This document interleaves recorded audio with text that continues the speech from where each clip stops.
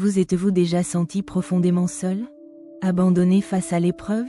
Dans ces dernières heures avec ses disciples, Jésus a fait une promesse pour ces moments précis. Une promesse qui change tout. La promesse de ne plus jamais être seul. Bienvenue sur la voie des Écritures. Aujourd'hui, nous explorons Jean, chapitre 14, verset 16. Imaginez la scène. Une pièce à l'étage, à Jérusalem. La lumière des lampes à huile danse sur les murs. Jésus est là, avec ses plus proches amis. C'est leur dernier repas ensemble. L'atmosphère est lourde. La confusion et la tristesse se lisent sur les visages des disciples. Leur maître, leur guide, leur ami, vient de leur annoncer son départ imminent. C'est dans ce moment de trouble, de peur de l'abandon, que Jésus prononce ces paroles. Il dit, « Et moi, je prierai le Père. » Arrêtons-nous un instant. La première action est celle de Jésus. Il intercède. Il ne dit pas, « Vous prierez ». Il dit, « Je prierai ». Il se place comme le pont entre notre besoin et la source de toute aide. Sa prière n'est pas une simple demande. C'est l'expression de son amour parfait pour nous. Il connaît la faiblesse de ses disciples. Il connaît notre faiblesse. Et parce qu'il nous connaît, il prie pour que nous ne soyons jamais démunis. La promesse continue, et il vous donnera un autre consolateur. Le mot grec utilisé ici est « paraklétos », un mot d'une richesse immense. Il signifie bien plus que « consolateur ». Il est celui qui est appelé à nos côtés. Le paraklétos est un aide. Lorsque nous sommes trop faibles pour avancer, il nous soutient. Il est un avocat. Lorsque nous sommes accusés, il plaide en notre faveur. Il est un conseiller. Lorsque nous sommes perdus, il nous montre le chemin. Et oui, il est un consolateur. Lorsque notre cœur est brisé, il apporte la paix. Remarquez que Jésus dit, un autre consolateur. Cela implique qu'il y en avait un premier. Ce premier, c'était lui-même. Le Saint-Esprit n'est donc pas une force inférieure. Il est la continuation de la présence même de Dieu avec nous. La présence physique de Jésus était limitée à un lieu et un temps.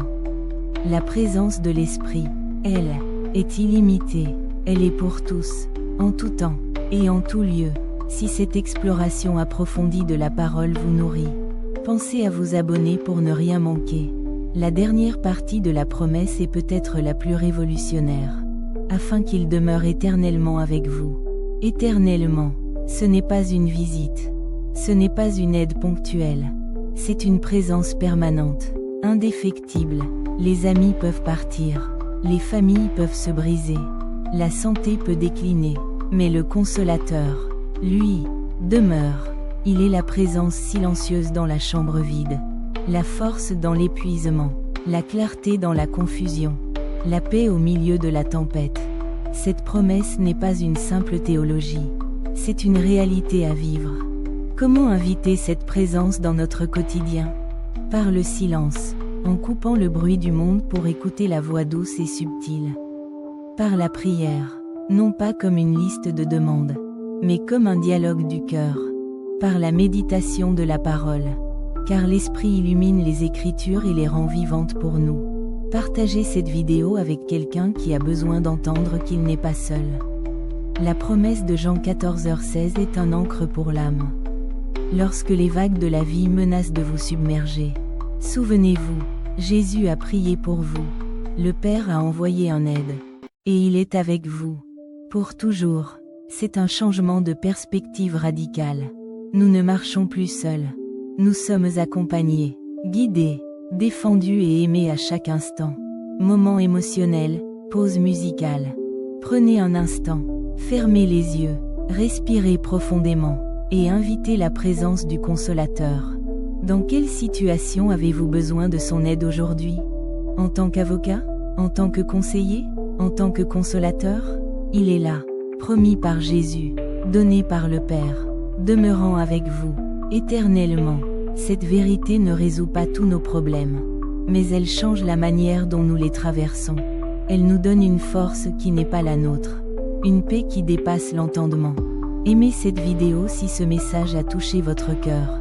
Rappelons-nous les mots de Jésus, non comme une lointaine histoire, mais comme une promesse vivante.